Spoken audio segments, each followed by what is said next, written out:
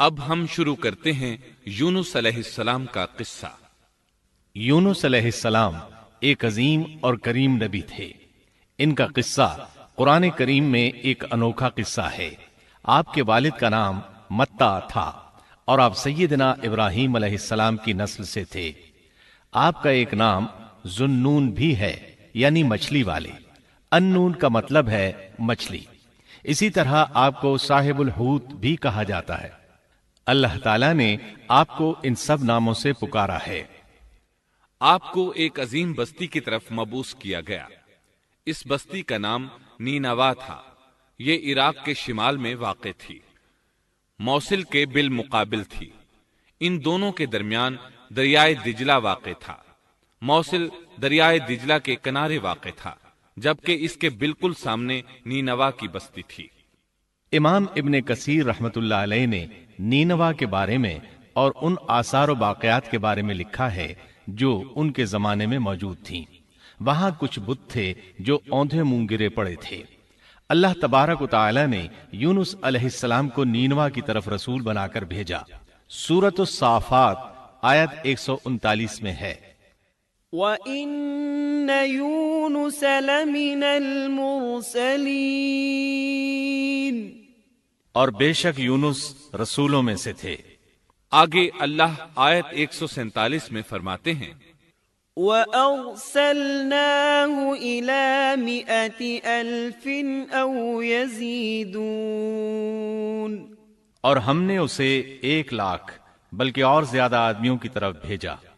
یعنی ان کی تعداد 100,000 سے زیادہ تھی۔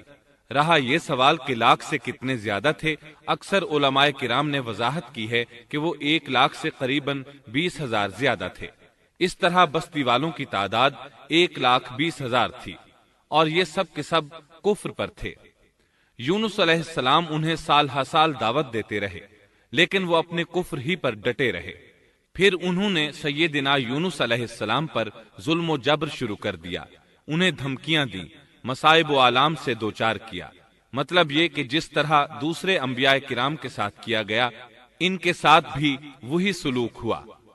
آخر آپ نے اپنی قوم کو اللہ کے عذاب سے آگاہ کرتے ہوئے اعلان فرما دیا کہ فلاں دن تم پر عذاب آ جائے گا۔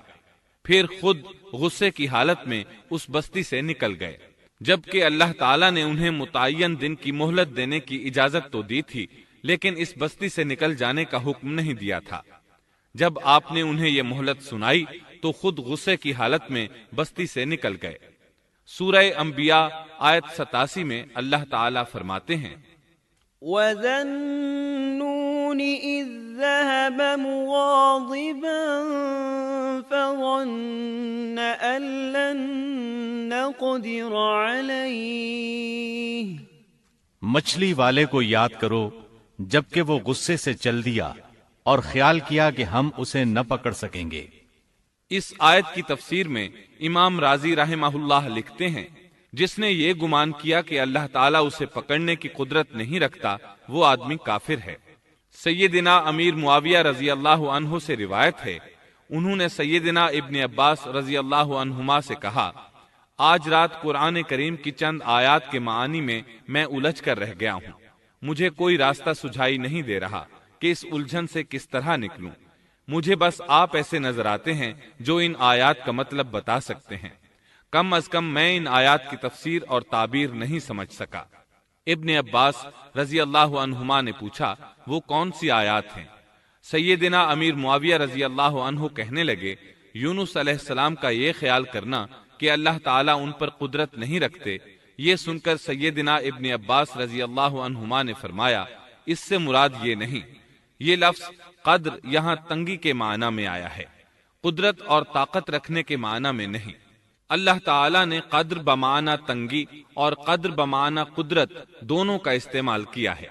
تنگی کے معنی کی مثال سورۃ الطلاق آیت نمبر 7 میں ہے، وَمَن قُدِرَ عَلَيْهِ رِزْقُهُ فَلْيُنفِقْ مِمَّا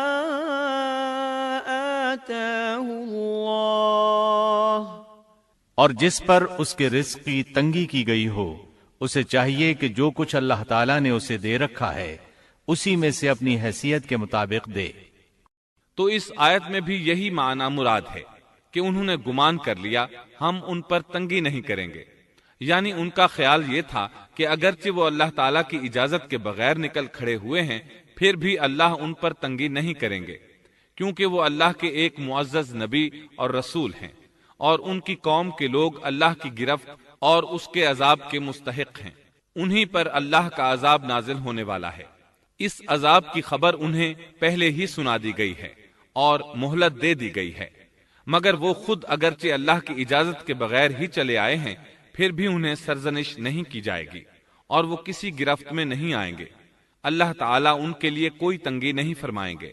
اللہ تعالیٰ سورۃ الانبیاء آیت 87 میں فرماتے ہیں، فظن أن لن نقدر عليه،